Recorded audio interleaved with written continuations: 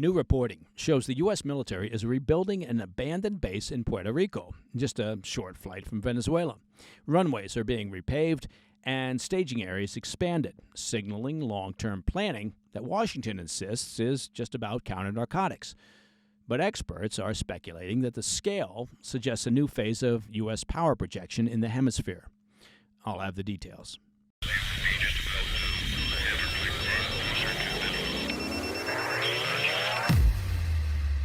New satellite images and on-the-ground reporting reveal a major U.S. military development in the Caribbean, one that could signal preparations for sustained operations related to Venezuela. According to an exclusive Reuters investigation, the U.S. has quietly begun upgrading a long-abandoned Cold War-era naval base in Puerto Rico. The base is known as Roosevelt Roads. It was once a key hub for U.S. naval operations in the region before closing in 2004. Now, nearly 20 years later, it's coming back to life. Satellite photos show freshly paved taxiways and cleared runways. Construction began around mid-September of this year, and activity has steadily increased since. The facility sits on Puerto Rico's southeastern coast, just a few hundred miles from Venezuela. At the same time, work is also underway at nearby civilian airports in both Puerto Rico and the U.S. Virgin Islands, including St. Croix. Each location offers space for refueling, logistics, and staging of personnel. Together, they form what appears to be a new forward operating network, one positioned roughly 500 miles from Caracas. Now, officially, U.S. officials describe these projects as part of a logistics and counter-narcotics effort. But the scale, the timing, and proximity does leave one wondering. Analysts who spoke with Reuters say this looks like preparation for sustained operations, not some quick exercise. And that's significant because Roosevelt Roads isn't just any base. It was once the largest U.S. naval facility outside the continental U.S. During the Cold War, it supported anti-submarine patrols, intelligence flights, and regional interventions. Reopening it now with modern upgrades gives Washington a powerful tool, the ability to project force across northern South America at a moment's notice. Of course, the timing, as you might imagine, isn't random. The Trump administration has made no secret of its frustration with Venezuelan strongman Nicolas Maduro. For months, Washington has accused his regime of allowing drug cartels and criminal networks and Iranian proxy groups to operate freely on Venezuelan soil. Building up new operational capacity in the Caribbean gives the U.S. government options. Logistically, it shortens the response time for maritime patrols and special operations and humanitarian missions. Politically, it sends a message to Maduro, to Moscow, and to Beijing that the U.S. still holds the strategic high ground in its own hemisphere. Still, this kind of move isn't without risk. Regional allies might see it as a deterrent, but others could view it as provocation. Venezuela, backed by Russia and China to some degree, could interpret the building as yet another step toward intervention and respond by mobilizing forces or conducting aggressive naval patrols of its own. There's also the diplomatic angle. For decades, Latin American leaders have bristled at signs of renewed U.S. militarization in the region. To many, a rebuilt Roosevelt Roads base is a throwback to the Cold War, when Washington often acted unilaterally in what is called its backyard. But even if the optics are sensitive, the military logic is hard to ignore. A Caribbean staging ground gives the U.S. enormous flexibility, not just for Venezuela, but for counter-narcotics missions and even disaster relief. It's a forward operating platform that can be activated for multiple reasons. Now, fueling speculation about possible intervention, President Trump the other day directly linked the buildup to Venezuela's leadership. He told reporters that, quote, Nicolas Maduro's days are numbered, once again describing the Venezuelan government as, quote, a criminal enterprise that's funneling drugs and violent offenders and mentally unstable migrants toward the U.S. border. At the same time, he confirmed that the U.S. is now overseeing its largest military presence in the Caribbean in more than 35 years. That includes the carrier groups, surveillance aircraft, and a nuclear-powered submarine, all of which we've been watching here on the PDB. For Maduro, those comments are just the latest warning shot. For everyone else watching the region, they possibly turn a logistics and construction project into something much louder, a statement of intent. After all, when a long-shuttered base starts humming again, and the president says a dictator's days are numbered, well, those are signals that the world tends to notice. All right, coming up next, the U.S. pushes for a UN-backed Gaza security force, and Ukraine and Russian forces fight a fierce battle over a key city in Donetsk. I'll be right back. Hey, Mike Baker here, PDB host and, of course, fashion icon. So let me tell you about a great clothing company. They're called True Classic. Now, True Classic started with a simple goal, right? Make premium, comfortable clothing accessible. Because looking great shouldn't mean paying a designer price. I think we can all agree on that. Well, it's clearly working. Let me tell you, with over 25 million shirts sold, that's 25 million, and 5 million customers, and 200,000 plus five-star reviews, True Classic has earned its spot in closets everywhere. But the brand is about more than just fabric and fit. It's about confidence. It's about showing up feeling polished without the effort. And that's why True Classic makes the perfect holiday gift. And in case you weren't aware, the holidays are coming up. You got to start worrying about that gift list. Whether you're shopping for your dad or your brother or your partner or your wife or your sister or your kids, there's something for everyone. The same comfort and fit that built the brand are now available for the whole family. The clothes fit right, they feel amazing, and they won't wreck your budget. You get that tailored look without sacrificing comfort or price. So skip the guesswork and skip the overpriced designer stuff. Give comfort, give confidence. This holiday season, give True Classic. You can find them at Amazon, Target, Costco, and Sam's Club, or just head over to trueclassic.com/PDB to grab the perfect gift for everyone on your list. Welcome back to the PDB. It's the next step in a plan that we've been following closely. Washington has now moved from concept to action, submitting a draft resolution to UN Security Council members that would establish a Muslim and Arab-led force to stabilize Gaza through 2027. According to a copy obtained by Axios, the proposal is more ambitious than many expected. Labeled, quote, sensitive but unclassified, okay, so not really sensitive, the resolution sketches out the International Stabilization Force, or ISF, with Indonesia, Azerbaijan, Egypt, and Turkey signaling their readiness to deploy troops to the Strip. As we've previously discussed, the framework, first envisioned in Trump administration's 20-point peace plan, would give the ISF broad authority to restore order, rebuild governance, secure Gaza's borders, and maintain security as Israel begins its full withdrawal from the Strip. A senior U.S. official stressed that the ISF is, quote, an enforcement force, not a peacekeeping force, emphasizing it would operate outside the UN's blue helmet system to avoid setting a precedent for what could appear to Palestinians as foreign Western troops in the enclave. The plan explicitly empowers the force to use the phrase, quote, all necessary measures consistent with international and humanitarian law, language that effectively authorizes combat operations against hostiles if required. And the ISF's job won't just stop with policing.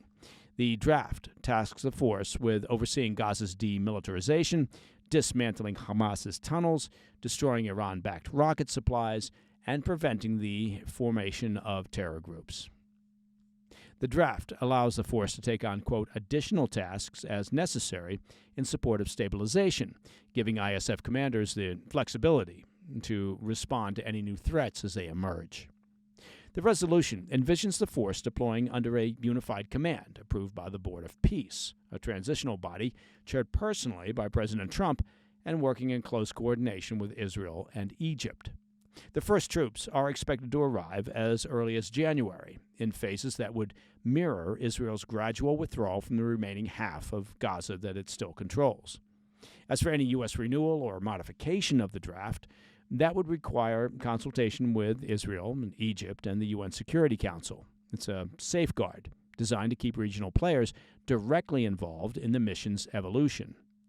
When it comes to governance and reconstruction, that would fall to the Board of Peace. The board's role is far-reaching, directing Gaza's civil administration, coordinating aid, and guiding the shift toward a reformed Palestinian Authority capable of taking over long-term governance.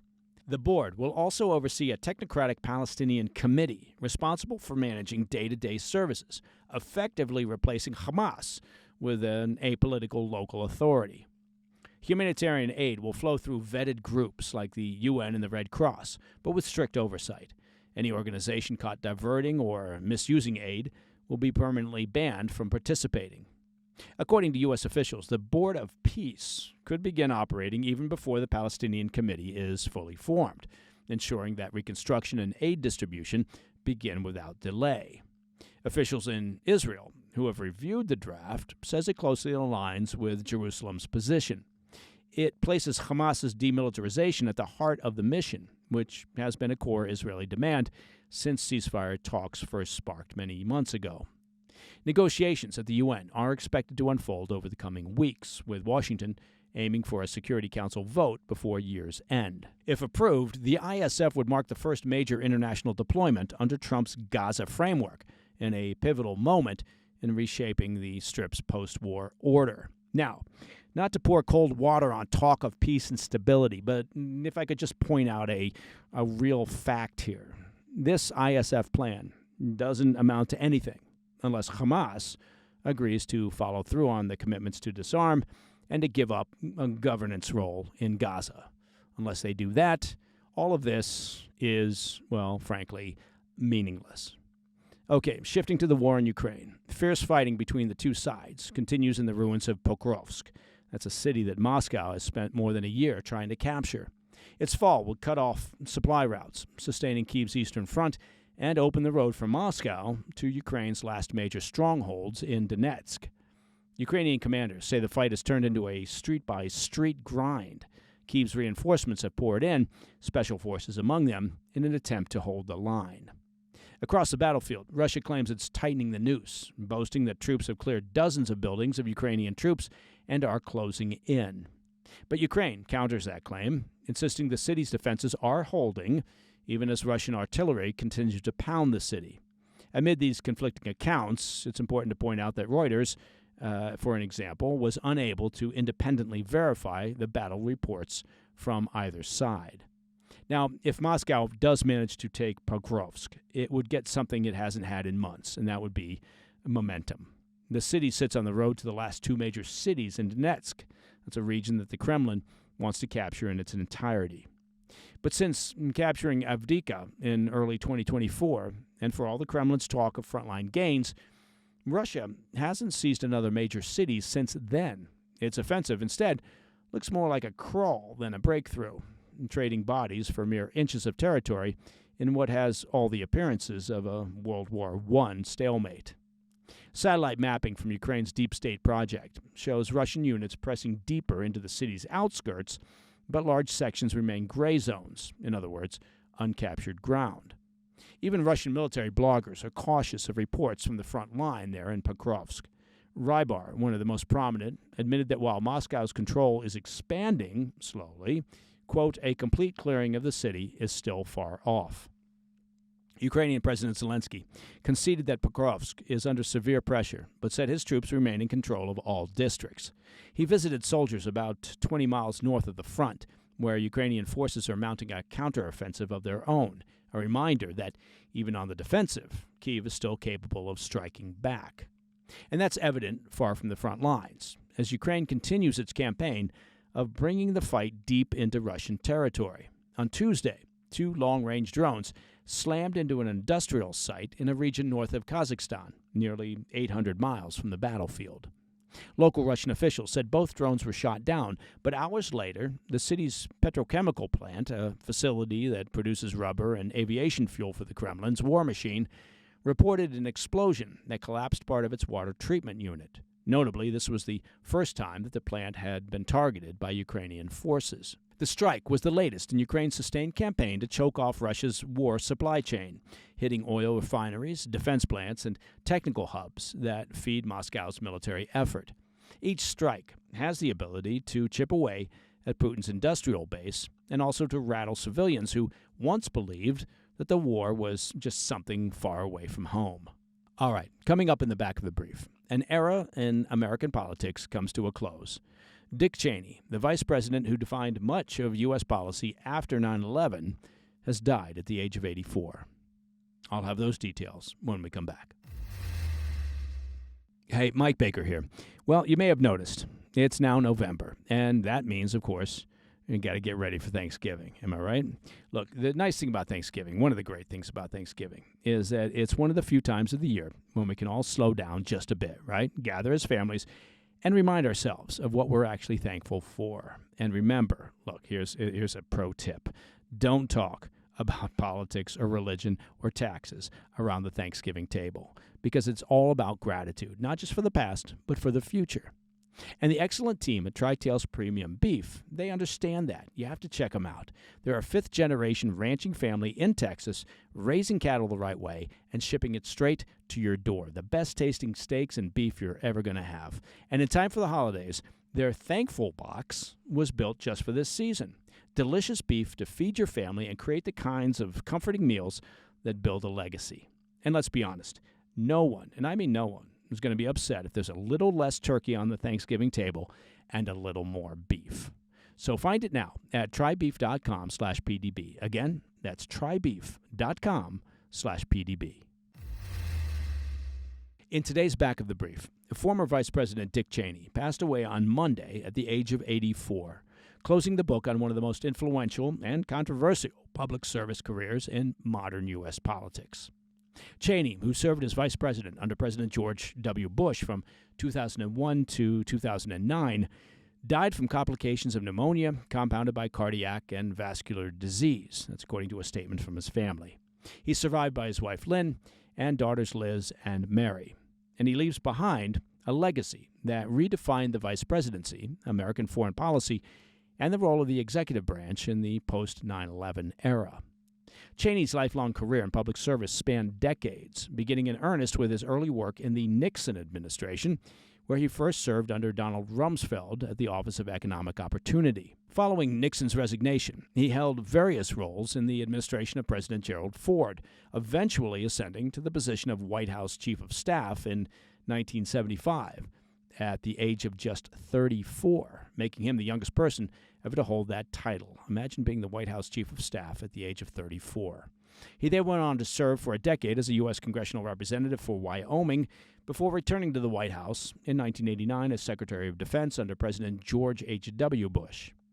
During this time, Cheney led the U.S. military during the First Gulf War, overseeing Operations Desert Shield and Desert Storm, which successfully expelled Iraqi forces from Kuwait after Saddam Hussein invaded the country back in 1990.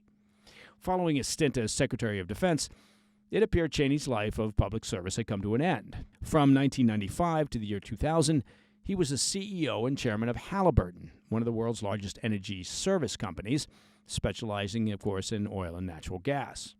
But when George W. Bush asked him to join his presidential ticket in the summer of 2000, Cheney answered the call, and it was in this role as vice president where Cheney left his most enduring mark. Cheney transformed the position from a largely ceremonial role into a strategic power center, driving national intelligence, defense policy, and the post-9/11 war effort. In the aftermath of the September 11th attacks, Cheney became the architect of a new American posture, marked by preemptive action, expansive intelligence authority, aggressive surveillance, and robust military engagement abroad. He was the driving force behind the decision to invade Iraq and topple the repressive regime of Saddam Hussein back in 2003, and unapologetically championed controversial tactics like enhanced interrogation programs and expanded intelligence surveillance. During the ensuing global war on terror, Cheney's strategies proved intensely controversial with the American public. To many of his supporters, Cheney was a model of steely resolve, who never shied away from making hard choices at a time when America faced an unprecedented array of threats from Islamic terrorism. For critics, he became a symbol of unchecked executive overreach that fractured the norms of American democracy. But Cheney never wavered in his stance, arguing that he and President Bush did what was necessary in the wake of 9/11 to defend the homeland and keep Americans safe. After leaving office, Cheney received a heart transplant but stayed reasonably active in American politics, often warning that American leaders should not forget the lessons of 9/11 and remain vigilant to foreign threats. Tributes have poured in following the news of his passing, with his family remembering him as, quote, a great and good man who taught his children and grandchildren to love our country and to live lives of courage, honor, love, kindness, and fly fishing, end quote. President Bush also honored his former VP, calling Cheney's death a loss to the nation and describing his second-in-command as, quote, the one that I needed. Bush continued, quote, Laura and I will remember Dick Cheney for the decent, honorable man that he was. History will remember him as among the finest public servants of his generation, a patriot who brought integrity, high intelligence, and seriousness of purpose to every position he held, end quote. And that, my friends, is the President's Daily Brief for Wednesday, the 5th of November. Now, if you have any questions or comments, please reach out to me at pdb@thefirsttv.com. And, of course, if you'd like to listen to the show ad-free, well, you know you can do that. It's very simple. Just become a premium member of the President's Daily Brief by visiting pdbpremium.com. I'm Mike Baker, and I'll be back later today with the PDB Afternoon Bulletin. Until then, stay informed, stay safe, stay cool. Hey, thanks for tuning in. If you enjoyed this video, don't forget to hit that like button and leave a comment, a really positive, nice, and kind comment. That would be appreciated. And if you're not already subscribed to our channel, make sure to subscribe and turn on notifications so you don't miss any of our daily updates.